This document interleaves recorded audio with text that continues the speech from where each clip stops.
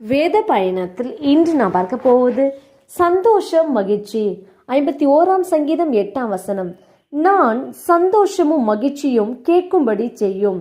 எனக்கன்பான தேவச்சனமே, இந்நாளில் கர்த்தருடைய வார்த்தையை கேட்டுக்கொண்டிருக்கிற உங்கள் வாழ்வில் நீங்கள் சந்தோஷமும் மகிழ்ச்சியும் கேட்கும்படி கர்த்தர் செய்ய போகிறார். அப்பொழுது அவர் நொறுக்கின எலும்புகளும் களி கூறும்.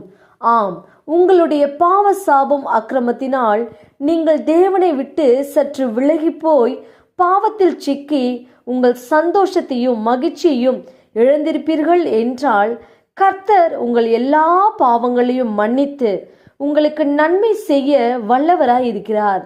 நிச்சயம் உங்கள் காதுகள் கேட்கும்படி கர்த்தர் சந்தோஷமும் மகிழ்ச்சியும் தந்து உங்களை களிகூற செய்வார்.